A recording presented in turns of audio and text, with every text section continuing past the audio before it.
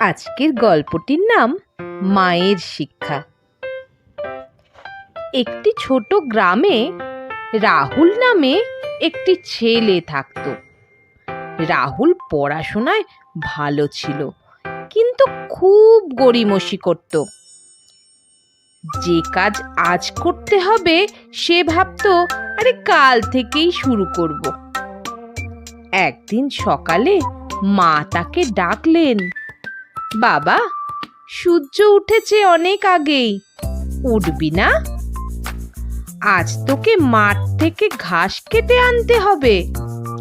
রাহুল বিছানায় শুয়ে বলল, মা, আজ না হয় থাক, কালই যাব।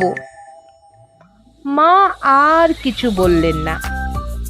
বিকেলে বাড়ির গরু খাওয়ার মতো ঘাস পেল না। গরুগুলো ক্ষুধার্ত হয়ে ডেকে উঠল। রাহুল সেটা দেখে বিরক্ত হয়ে বলল, মা, গরুগুলো এত চেঁচাচ্ছে কেন?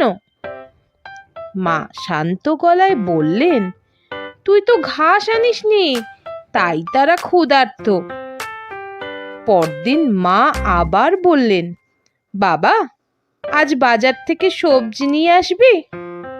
রাহুল আবার গড়িমসি করে বলল, আজ না হয় বাদ দাও, কালই নিয়ে আসবো।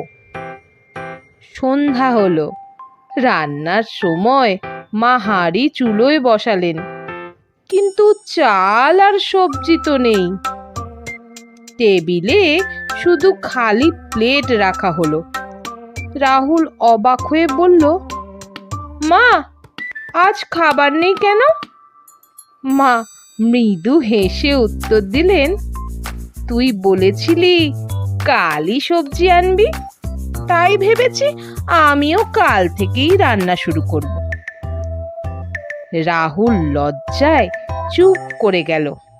সে বুঝতে পারল কাজ ফেলে রাখার ফল কেমন কষ্টকর হতে পারে। সে মায়ের হাত ধরে বলল, মা, আমি ভুল করেছি, আজ থেকে আর দেরি করব না, প্রতিদিনের কাজ সেই দিনই শেষ করব। মা হাসি মুখে বললেন, সেটাই বুদ্ধিমানের কাজ বাবা, সময় মতো কাজ করলে জীবন আনন্দে ভরে যায়। এর থেকে তোমরা কি শিখলে? আজকের কাজ কখনোই কাল পর্যন্ত ফেলে রাখা উচিত নয়।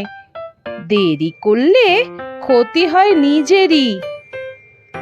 আজকের মতো এখানেই শেষ করলাম। টাটা।